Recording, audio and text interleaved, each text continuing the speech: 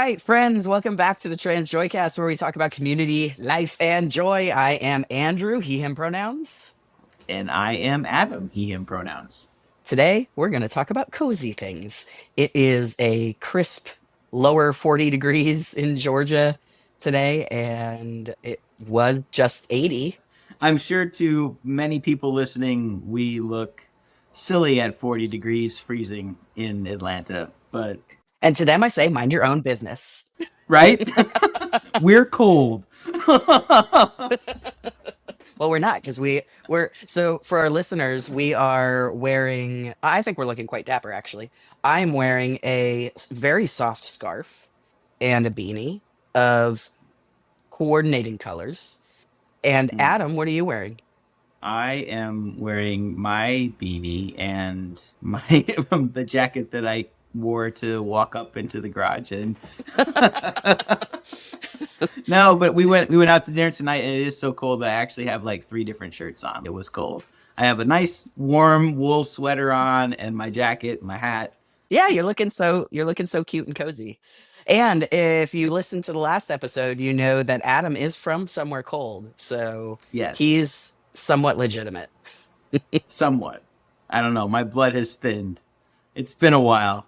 We don't have to tell anybody that. We don't have to tell anybody that.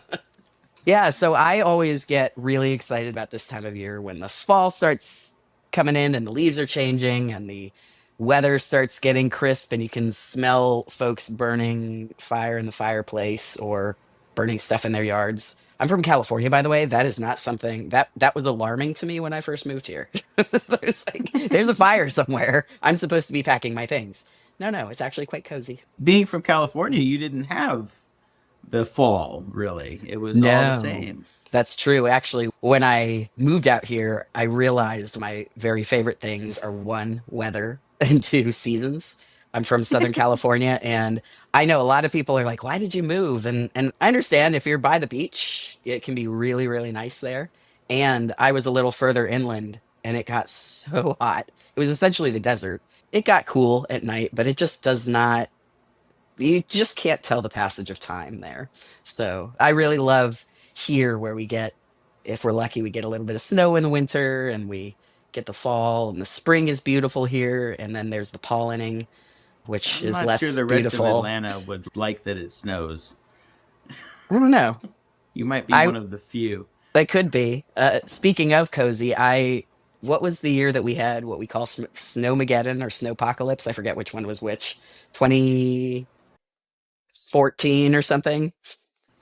I remember my coziest winter night was spent underneath like a boardroom table in a room that was just like all the walls were glass and the heater turned off at 7, but we all got stuck there overnight because all the freeways were shut down and everything. So my coziest night of the winter was spent underneath a boardroom table by myself in a winter coat.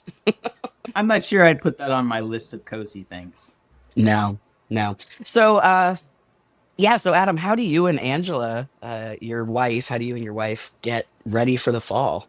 Well, we have a decent amount of gardens and things, so there's always a lot of pruning and work that needs to be done in the fall, but it's a little bit more laid back than it is in this. Like, there's not as much rush to it, right? Yeah. So it feels a little, I don't know, kind of calm. Yeah, mostly outside stuff. We need to swap out some holiday decorations and things like that, but I would second your statement on coziness and weather, but maybe expand it a little bit just to nature in general for us. Mm, Just to be outside and witness the change, you know?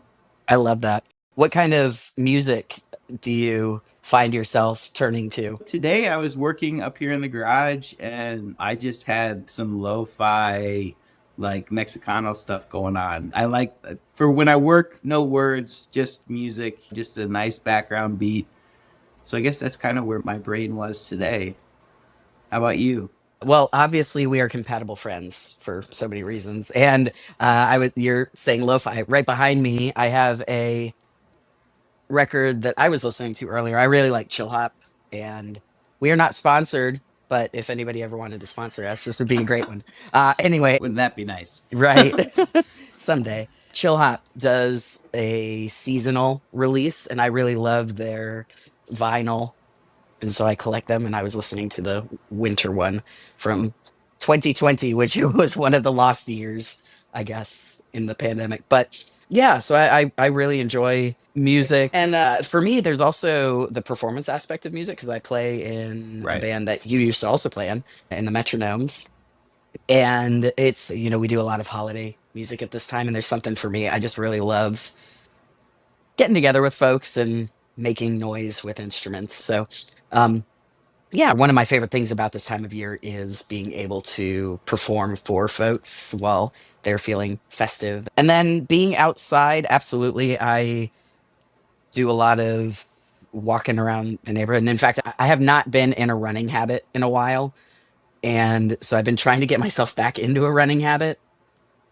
And so being able to get outside in the cooler weather is way more palatable than Atlanta summertime here, where it's just, woo, it's a lot. So it's a really good time to be getting back into moving around outside.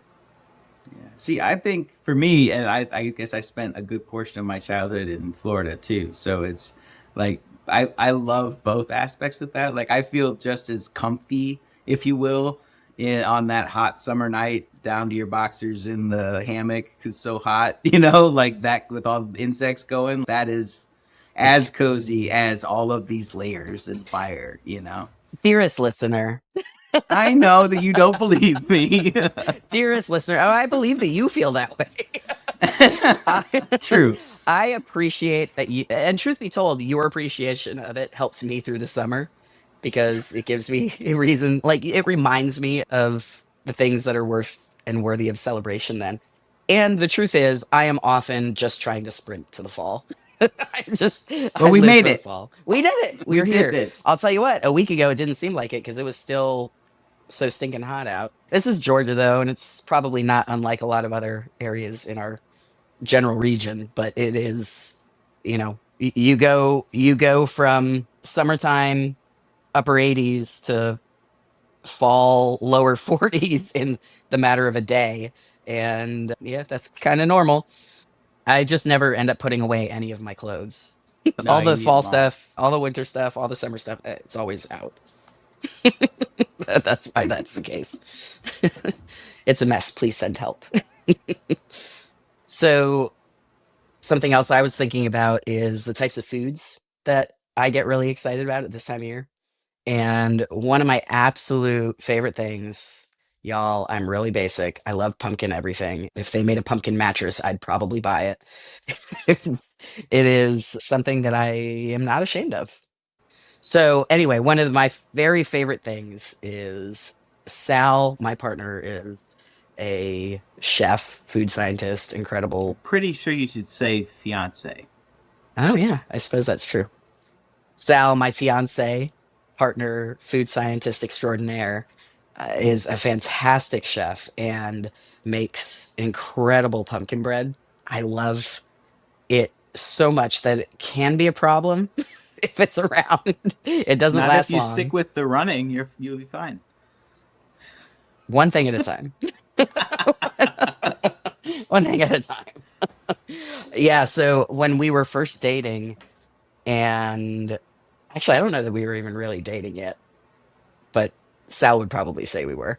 They would send me because Sal was we were far apart. Sal was living up in Charlotte, and they would send me a loaf of pumpkin bread in the mail, and I got so excited every time. Once I realized what this brick of a package was that was coming my way, every time it showed up, I got really excited about it. And now it's a tradition. Sal makes it for us every year, and I saw that the little cookbook was open on the counter today, and I'm pretty sure it means I'm getting some pumpkin bread. Very excited about this. Yum. Yeah, I'm not. I don't really like pumpkin stuff, and I don't really like cinnamon stuff. So this is not Oh, really my favorite time of year for holiday foods. oh, that's, you know what though? we're still friendship compatible. That means I can eat the things that you won't eat. Yeah. I mean, I definitely have friends that buy me what they consider gross candy because they know that I'll like it. Anything spicy. What is the gross candy? I mean, anything with tamarind in it, like those tamarind chews or the covered in chili powder that apparently I only like. I don't know. Sal likes that stuff a lot too. Oh, I good. think you'd be fighting each other for it. Although you both are the type that would share. Tamarind. Do you have any other fall foods that you get real excited about? Growing up, I was raised by Italians, and so we always had pasta. Like, and so Oh, we had most of the traditional things, but I guess a good lasagna this time of year feels good to me. my family used to have, we used to do shrimp cocktail on Thanksgiving morning or like, Thanksgiving morning, huh? well, mid, yeah, mid, like That's brunch. one. It's one way for brunch. I guess. I suppose shrimp and grits, right? Just minus the grits, or just the just Just the the shrimp, shrimp. just the shrimp. Yeah, we're big shrimp fans over there in the Helbling household, and I don't know where that came from, but I believe that I had heard others of my aunts and uncles having, or one set in particular having done that as well. So I assume it's a family thing. Hey, I mean, you're a lot closer to the ocean over there. It's true. That's true. Now that I think about it, I haven't had shrimp on Thanksgiving in decades. I think that's probably a good idea in Georgia. We are very landlocked. There's a festival here in ye old Powder Springs. It's a corner of the Atlanta area. And they decided that they were going to start putting a festival on. Like every, if you're in the South, any of these cities that you live in have all sorts of festivals that go on throughout the spring, summer, and fall. And I guess Powder Springs felt left out of the mix. So they decided to put one together. And it is called From the Sea to the Springs or something like that. And it is a seafood festival in Powder In the Springs, On Georgia, the edge of the North Georgia on the mountains. on the edge of the North Georgia mountains. When I first saw the advertisements, I was like, was that the only festival that was left? Is there were no other options? That we were last in line and we ended up with seafood. Like, Hey, but listen, there's truth be told, there's some good vendors there. It just felt suspect. It seems like there were a lot of other options out there that I'm surprised we didn't lean into.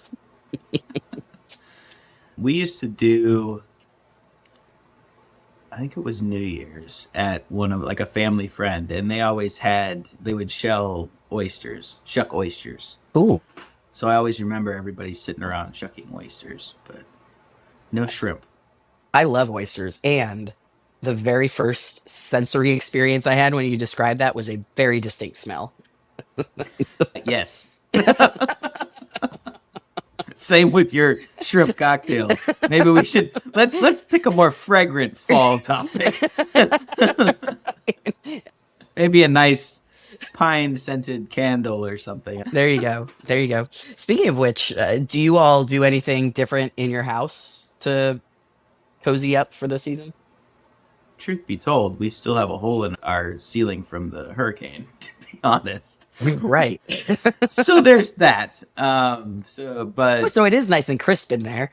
It is very crisp in our living room, but Mm. we renovated, or yeah, I guess renovated is the right word. Our house is over 100 years old, so it needed a lot to get the fireplace back up and going. It's an old, like hand stacked fireplace. So we wanted to save it, and we did. And so we've definitely been using the crap out of that fireplace so far. Awesome. But yeah, we haven't brought in any of the like Christmas decorations or anything like that yet. But we'll put up a tree, probably some lights and stuff. But we don't go too crazy. Do you wait until after Thanksgiving, or are you a pre-Thanksgiving Christmas decorator? I usually wait till after Thanksgiving. I think if Angela had the choice, it would probably be up the second Day of the Dead was done. Yeah, yeah, that's fair. I was driving outside of my neighborhood on election day, and I laughed because as you leave my neighborhood, there's like just another neighborhood across this sort of main street, and there's a house right on the corner. And this, it must have been 8 in the morning, and this poor guy just looked like he was in, I don't know what kind of hurry, but he was in a hurry for some reason to get all the decorations. You know, he has all these air filled decorations Oh blowing yeah. up, and it was like you would see one sort of deflating, and he'd run over to it and try and prop it back up, and the one he ran away from would sort of deflate. And I'm thinking, I'm pretty sure that's like you just got to let it do its thing, and they'll reinflate. But anyway, he seemed quite insistent on getting his Christmas decorations up before the voting day was through. And if I'm being honest, I can't judge anybody for wanting a little bit of joy on election day. So it's like Right. man was on a mission to get it up and done. I felt like I saw a lot more Christmas decorations, or I've seen a lot more Christmas decorations set up already, way earlier than I feel like I had previously. But maybe I just forget. So we start bringing out the cozier blankets, and we have a collection of blankets and I we like cozy throughout the year, and then especially during the fall and the winter. My favorite moment is when we can start having a fire and we can kind of cozy up. I was watching the football game last night. It was Steelers against Cleveland Browns, and it was snowing like crazy by the end of that game. And having the fireplace on and watching the snow coming down on the TV, I was like, "Oh, this is perfect, absolutely perfect." It's my kind of way to spend an evening for sure. And then, so yeah, we won't decorate until honestly, there are some years that we can be bad about decorating because we get so busy, and most of the stuff that we're doing is not here physically Mhm. in this house. So, but we do get a Christmas tree. Sal's stepdad has a garden center, and he has just these amazing Christmas trees, and he always hooks us up with one. And we've just always got the most beautiful tree. And so we decorate that. But until then, it's all burning candles. And in fact, I have a candle right back here. And I need to remember to blow it out before we're done here. Yeah, we light candles and we run a fire, and Sal tends to do more grilling because it's cooler out, and fires in the fire pit, that sort of thing. We did have a chicken that I had to bring in to the brooder this afternoon because she was a late molter. So she's half naked in the wind. And I was just like, oh, honey, you got to come inside. Talking about not cozy. She is not Jolene is not cozy right now. Adam names all of his chickens after, All of my chickens have names after musicians. yeah, I got to name one and then they gave the chicken away. I mean, I'm not upset about it. she lives with my coworker and she's very happy. I haven't received any letters from her, so I'm going to assume she's not happy. I'll let him know. Yeah, I got to name one of the chickens and I named her Taylor Swift. She was tiny and blonde. And that chicken could sing.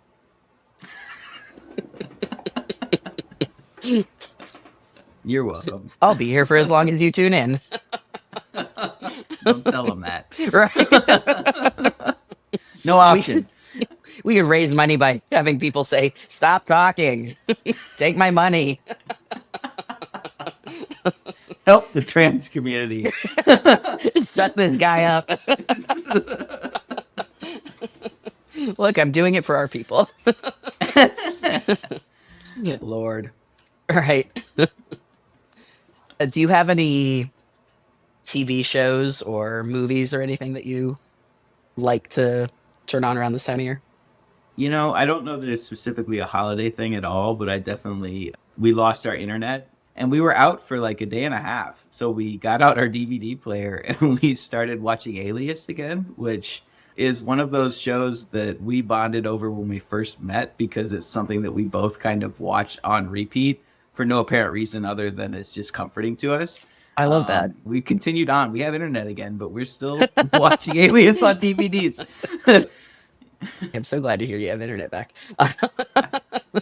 um, yeah, so I really love. there's a couple of things that I love. Have you ever watched the show Modern Family? I have. So that show, it is one of those shows that'll make me laugh out loud. I can be by myself and I'll be cackling, and if somebody were to knock on my door, they'd be concerned. It's that kind of like stomach laughing for me. And one of the episodes they have, and I won't give any spoilers, is a Thanksgiving episode. And there's a situation with several turkeys that are being cooked within the family. And that episode, it cracks me up every time I watch it. And I love to watch it around Thanksgiving. So I always go looking for it. Did you ever watch 8-Bit Christmas? The one that Neil Patrick Harris did? It's basically a Christmas story for people our age where the I don't, kids running around trying to get a Nintendo. It's great. You'd love it. I'm going to check it out. It's definitely for our generation of old at the moment. It sounds familiar. Was it a younger Neil Patrick Harris? No, just a couple years ago. Oh, then no, I have not seen this. Oh. And who doesn't love him, honestly? I know, right? He's amazing. 8-Bit Christmas. I'm going to check that out.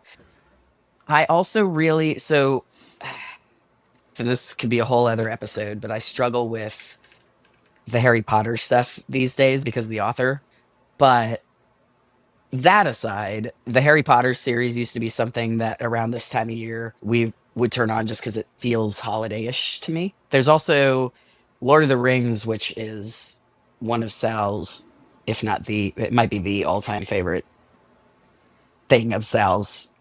We will run it during the holidays as well as sort of a Christmas. I mean, nothing about it says Happy Holidays, but,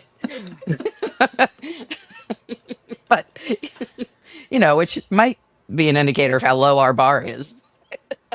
No, it's a. I think it's because all the films came out probably over the holidays, and so that's when we would have seen them in theaters. Anyway, they're like great because if you watch the extended editions, it takes you like 16 weeks to get through them. Right. So once you finish, it's sort of like painting the Golden Gate Bridge. Once you finish them, you have to start all over, and it's the holiday season again. So you know, It works. yeah, we have never stopped watching it apparently. So the other thing that I'll sometimes look for is some of those made for Disney movies. They didn't necessarily make it into theaters, but they're on the Disney Plus app, and it's usually some You mean Hallmark? no. I mean, I listen. Okay, full disclosure, I definitely have watched Hallmark films, and I judge myself for it. But if there's a film about a girl who is a lawyer in New York City who somehow ends up going to some country that we didn't know Runs existed, and into her twin. yes, who's supposed to get Yes, yeah, that married, one. and Yeah. yeah, that one or that 300 of them. I've seen every one of them, and I love the formula. Don't get me wrong. I love the formula. I happen to stumble into those more than like I go seeking the little Disney ones. Yeah. Okay, fine, you caught me. I seek those too. I saw a great meme the other day that was something like, we really should be watching those movies backwards. It's where the woman leaves her loser boyfriend and escapes town to go off and be a badass lawyer. Right. You were already there. Right. Right. Yeah, I thought that was pretty good. We don't, we're more likely to watch football, honestly. This Yeah, is prime college football definitely. season. This is football, especially down here in the Southeast. Yeah, you can't escape it. So you may as well just get into it. Right? It's hard to be a Big Ten fan down here, though, or Mountain West Yeah. Conference fan. Which both of us are. It's true, much to our peril. Yeah. But yeah, so a lot of sports and that sort of thing. We had our first s'mores for a long time with some friends and some kids. They had brought their kids over, and there's just something about that fall weather, cold, bundled up in blankets, making s'mores. I love that. Yeah. I love a good s'more. There's nothing Mm. like, okay, so here's a s'mores question for you. Do you burn the marshmallow? Do you let it get nice and brown? Do you tell me about your s'mores process? You gotta toast it. Can't burn it. I don't like them burned. Angela likes So them you burned. can't I don't don't you like don't them tell burned. me how to live my life. No, I'm telling you how to live your life.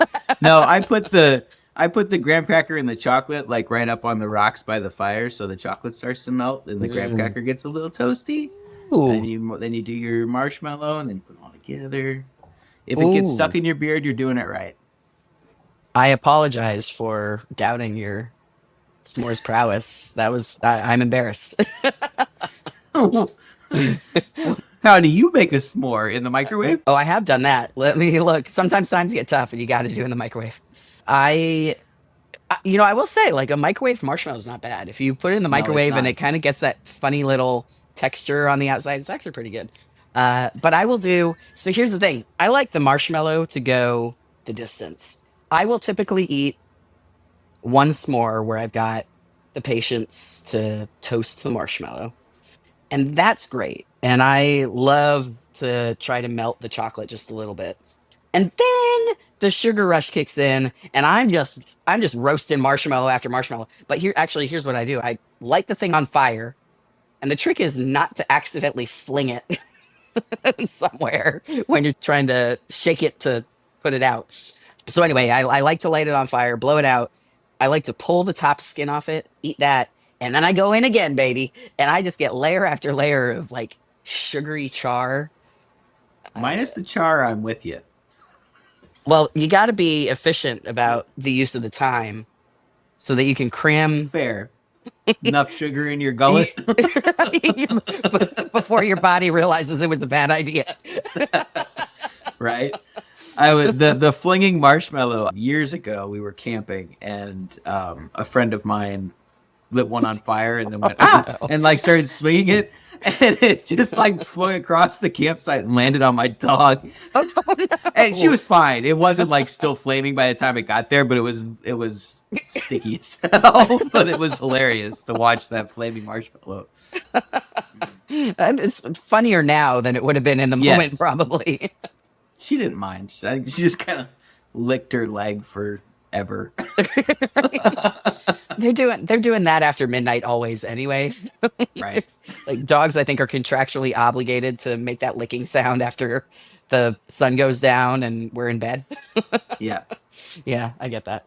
I used to work at Girl Scout camps, and at one of the camps that I worked at, every camp that I worked at was in California, and we were always under some sort of fire watch because it was always so dry there. And I remember one night I had to get up in the middle of the night to go to the bathroom, and the way that this camp was set up is they had these what they call was biffies, which is bathroom in the forest for you. And at this particular camp, it was pit latrines, which meant that we didn't have them all over the camp. You had to go to a couple of different locations to go get them. So I had to walk from one side of the camp from where I was staying to the other. And as I'm getting up, getting out of bed, and I'm kind of walking over, and I have like the remnants of the campfire in my nose. And I'm like, oh, it was such a good day. And then as I'm walking towards the bathroom, I'm like, that sniff, sniff, sniff. That campfire smell is getting stronger. And I look over to my right and I see that there's these like billowing flames coming out of Oh Lord. one of the spots where we had the bonfire. And we all had radios, and so I ran to get the hose and doused it and got on the radio. It was a harrowing moment in my Girl Scout history at 3 a.m. while I'm waddling over the toilet in my pajamas outside trying to put out a fire. It just tells you how dry and easily things light up. Anyway, you trying to set your dog on fire made me think of that.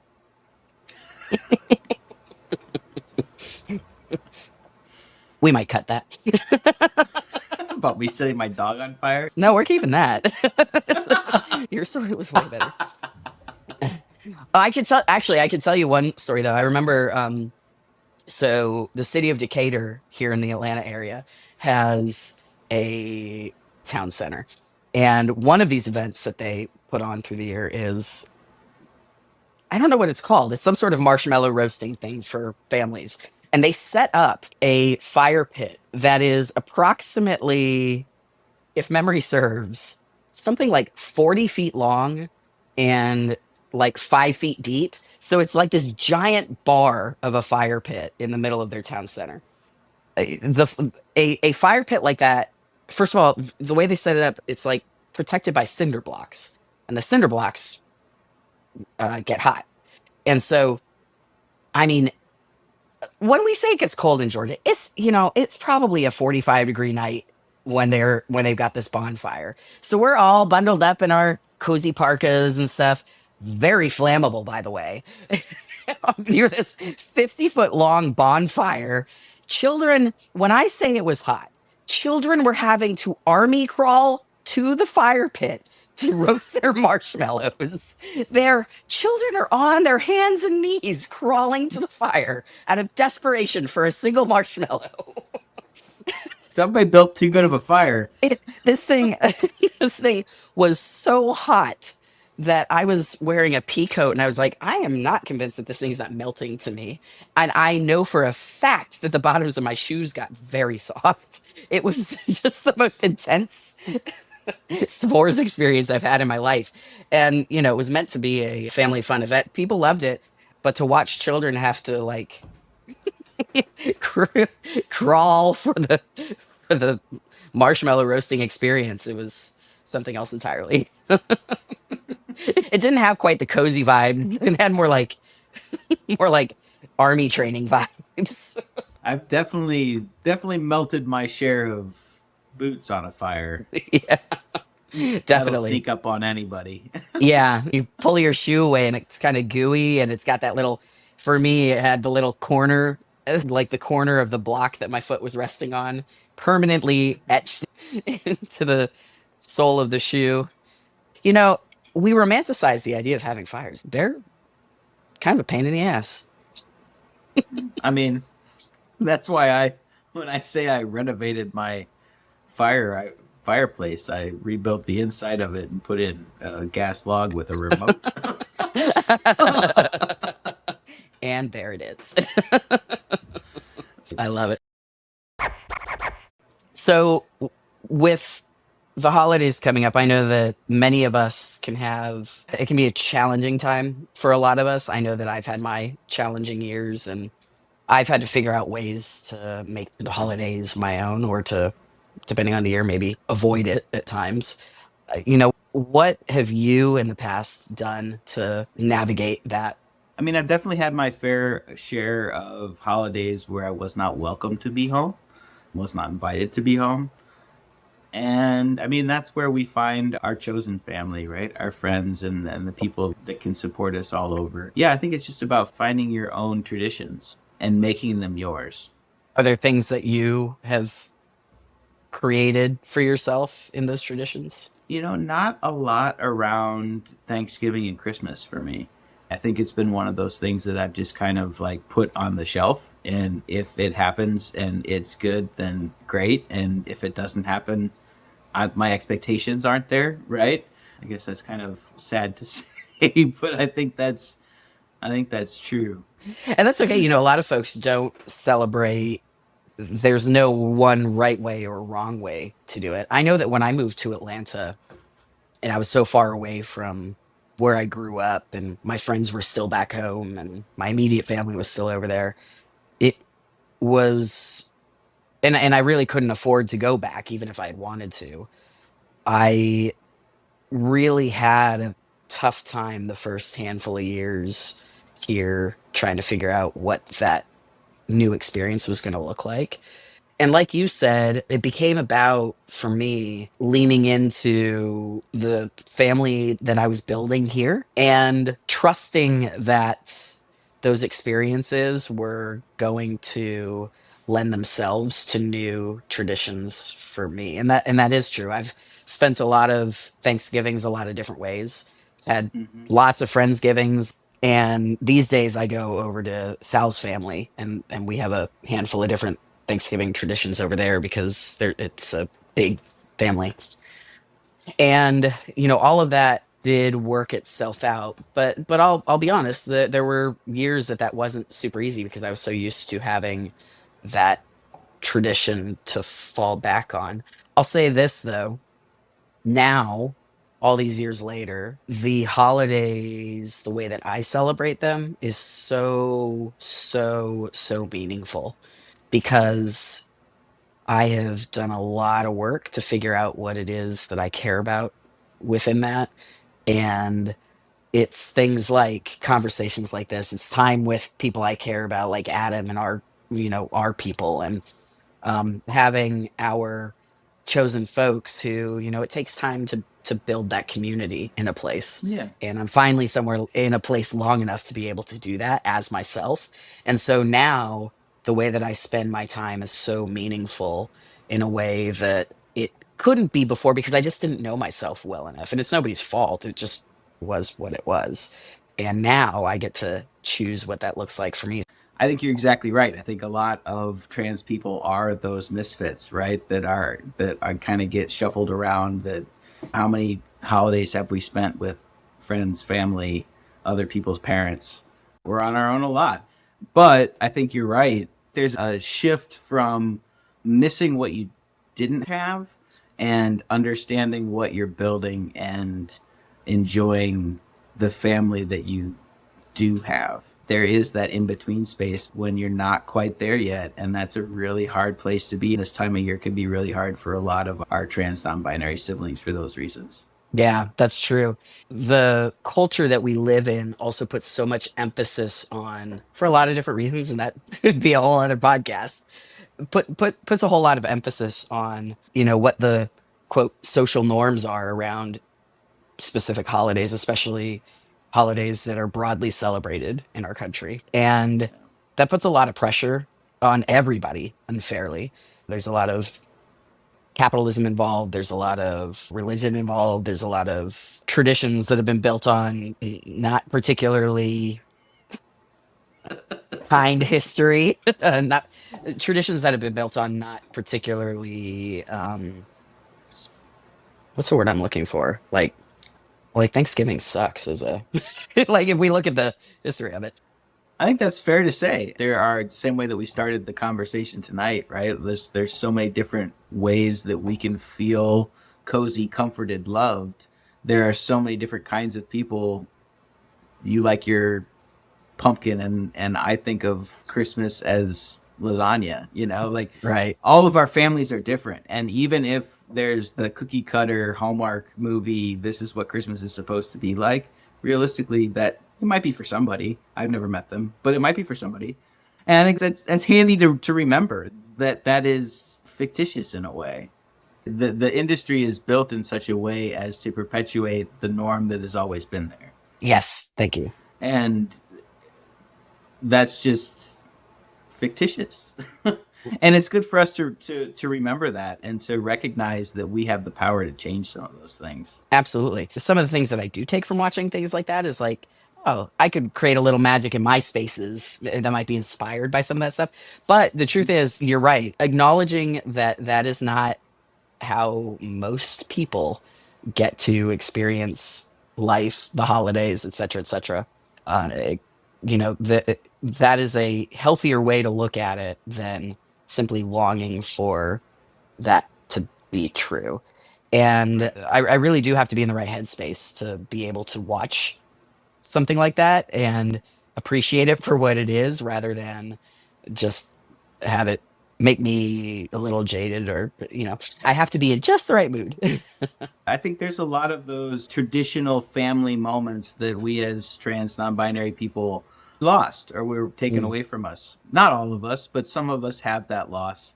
I guess I would encourage, especially if you're in that in-between states that we've been talking about, I would encourage you to be in community with some other trans non-binary people. Let them love on you, and before or after you go home, make sure that you've got the positive love coming your way that you deserve. Yeah. And to that end, I would say don't be afraid to tell your people when you're feeling that emptiness or that loss, your community is going to show up for you in ways that will surprise you.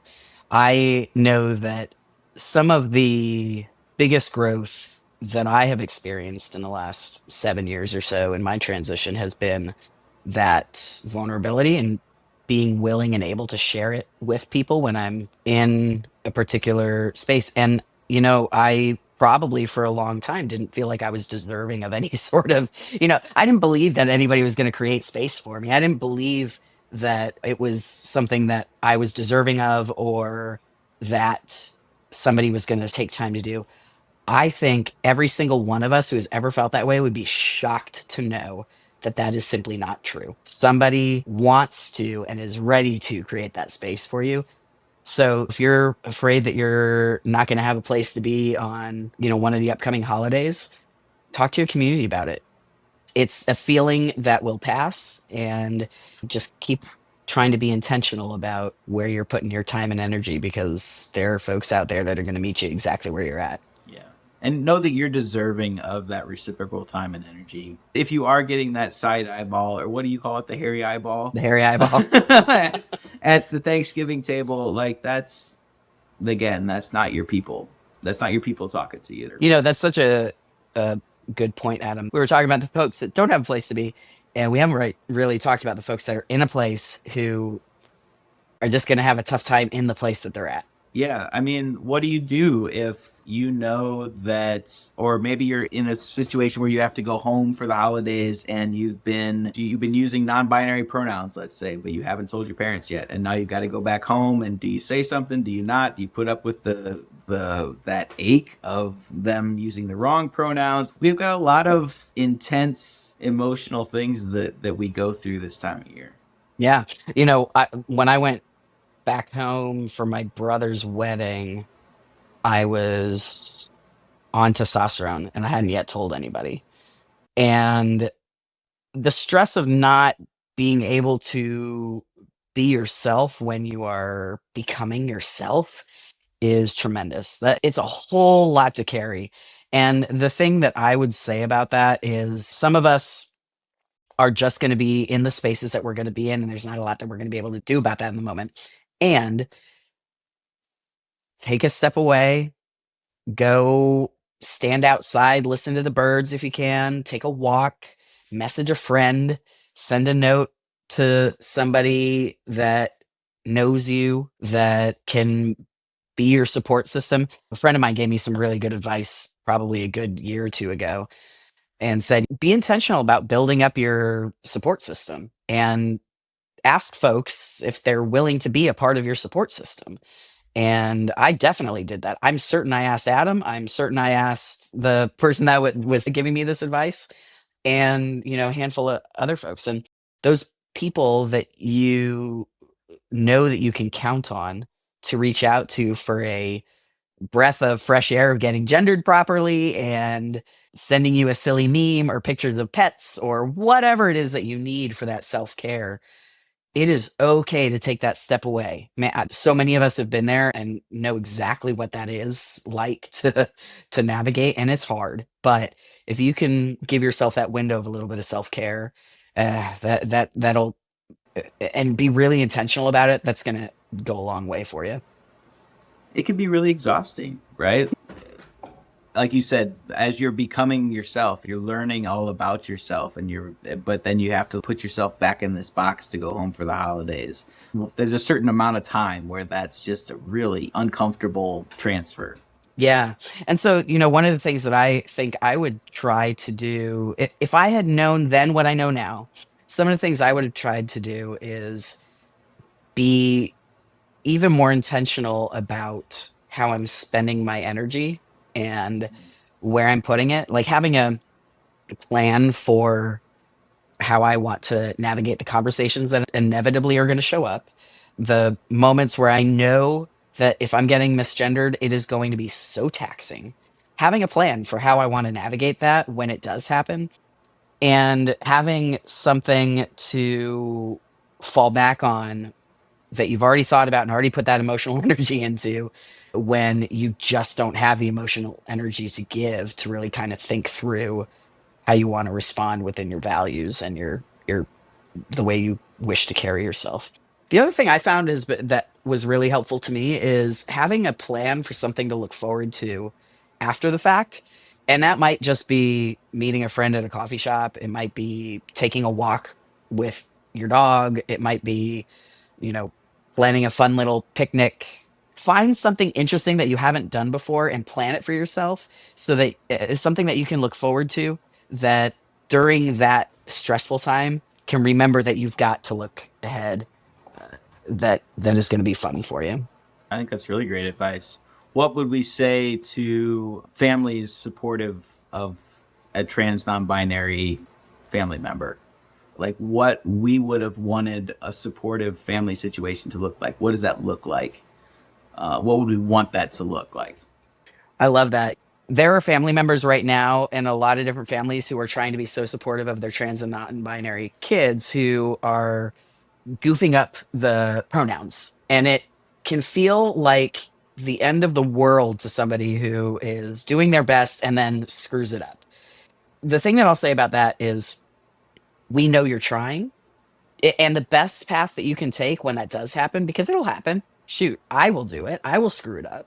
And the way to repair that is not to really put a whole lot of effort into repairing it, other than fix it, move on, and just not make a big deal of it. Because what we don't want to do is put that emotional labor onto our trans loved one and turn it into a situation where they're having to kind of make us feel better for having messed it up. If you allow that the I'm sorry back and forth, then it becomes that person that was just misgendered is now responsible in a way for comforting you for your mistake. And so they're already stressed. Don't do that to them. That's exactly right. And the good news is it doesn't need to be a drawn out long thing. They know and we know simply by virtue of you putting the effort in to get it right. Nobody's worried about it. If you're putting that effort in, you're good to go. It's gonna be okay. Same with names. You do your best to get the name right if somebody's asking you to use a different name. Yeah, it you know what? It's a change in your brain to make a shift like that. And it's totally understandable that mistakes are gonna happen. Fix it and move on. It's okay. I think I would say touch. I definitely had a number of family members over the years that you could just see kind of squirm as I got closer. You could see their skin crawl, right? Mm, And if you're in that situation where you just know that these people don't even really want to even touch you, hug your relatives, right? Like show them some love because they're probably nervous, scared. yeah. Yeah. I didn't even think of that. I think something that also would have gone a long way for me and did when people asked me this is asking me how it was going, asking me how I was doing, and like really asking. I'd be willing to bet that the majority of folks that I know haven't been asked that, and from people that really wanted the answer. So create space to have the conversation and really see how your loved one is doing and how their transition's going, how they're settling into things and what are they finding hard, and when they're talking about it, really listen. Similar to what you were saying, Adam, about the kind of squirminess around being physically near you, I think there's some squirminess around like what's okay to talk about, and totally reasonable if somebody says, hey, these topics are off limits, then yes, respect that. And most people want to know that they're loved and cared about, and some of that is listening to what their experience is, because I promise you, well, because it may not be an easy conversation, but it's going to be a relationship building conversation for sure. I would have really, really appreciated that so much from folks. There's simple things that you can do just to show that you care, that you're cognizant of what your loved one is going through, or that you want to know. Yeah. If you're a parent and you have a Christmas stocking for your kid, get a stocking that's got their name on it, their correct name on it, and do it now. Don't wait to do it. If you are labeling Christmas gifts or if you're sending a holiday card or anything that a name is involved, to see your chosen name on a gift or on anything, the effort that it takes on your end is so small and the impact that it makes is huge for us. Where are your pronouns? That's a really easy way for me to say, I want to know what your pronouns are because that's important to me. That's so good. Yeah. You're creating a safe space for Mm. folks. The other thing that I would say is if you've already got the name down, you've got the pronouns down, and you are asking your loved one how they're doing and all of that, follow what's going on in the news and educate yourself on what is going on within the community. We were just talking about trans allyship 101, and this is more like a 201 class, but get yourself educated on what's going on in the media, because those are the things that are making your loved one scared and anxious and nervous. And knowing that somebody's paying attention, that they don't have to go educate and that they don't have to explain as to why they're anxious or uncomfortable. I can't even tell you what difference that makes for somebody to know that they're cared about enough for somebody to just kind of go and do the research because they want to be a good ally. It'll make a world of difference to them. Yeah, that's a really good one. All right. So, this is the part of the podcast where we talk about things that have brought us joy. Adam, what has been your joy this week? You know what? I have a really simple joy this week that I came home from work today and I foster dogs and they're nervous. They're the ones that have been hiding in the back of the kennel. They end up at my house, right? Lou is my youngest, and she came home and she was so excited to see me, and she was running and throwing her toys in the air and flipping them around. She was just so happy. The pure joy of that. Like I laughed out loud at her watching her this afternoon. So I'd say that definitely brought a spark to me. I love that so much. That feels so representative of just who I know you to be as a person. I'm so excited for folks listening to this podcast to get to know you better, because Adam is just a consummate joy. He is one of the most loving human beings on the planet, as is his wife. Just genuinely great human beings. So y'all should feel very privileged to be getting to know him. And their dogs are just the quintessential example of their love in action. Thank you. There's something really special about us getting the trust of a scared animal. Yeah. Yeah. Adam's also pretty good about that with humans. I'm living to tell the tale. Um, my joy this week, I've had a couple, one of which is I've got a new therapist who I'm really vibing with. The therapist I had previously was great as well. And I needed somebody from the trans community. And this person's just been amazing so far. And it makes such a difference to talk to somebody that you don't have to translate things to, which is most of why I'm feeling the way I'm feeling about something. It is just like it's like I've got a cheat code to therapy now. It's so good. Nothing better than a good therapist. Oh, that is the truth. That is the best money spent if you can figure out where to go and how to do it. Talk about sponsors. We should be sponsored by BetterHelp or something. We would be very good sponsor. We'd be, how do I say it? It'd be great if we were sponsored by a therapist. Would we get a discount? That'd be I was great. just gonna say, maybe I should, we should probably test them out just to be sure. um, yeah, and I think honestly, another chunk of my joy this week has been the colder weather. I love that we're headed into real life fall and the leaves are changing and it's windy and the fireplace and everything that we were talking about. I am just living for right now, and it doesn't mean that there's not challenging things going on. There absolutely are. And I'm trying to be really intentional about finding those moments of joy, which is why Adam and I want to make sure that we're talking about it in this podcast every week. All right, Adam, what kind of events do we have coming up on our calendar that we can share with our fair listeners? We got a couple of things coming up. The Saturday after Thanksgiving is Small Business Saturday.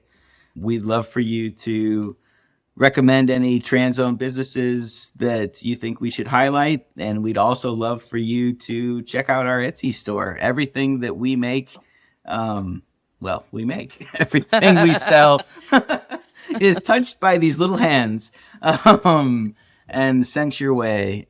We would love for you to take a look at the things that we offer. We try really hard to offer product that we ourselves would want and that hopefully you will want as well.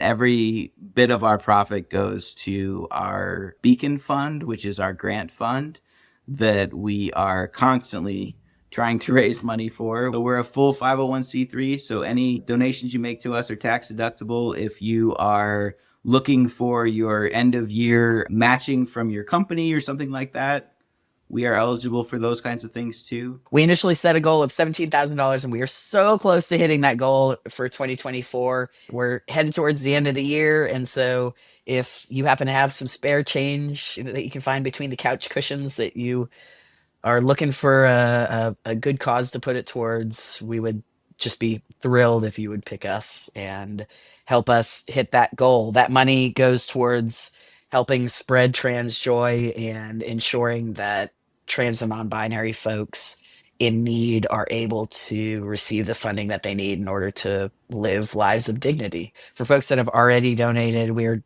just so very grateful, and we couldn't do it without y'all and our community. Well, folks, thanks for listening to another episode of Trans Joycast. The best way you can help us spread trans joy through this podcast is to subscribe, like, share, and review positively, please.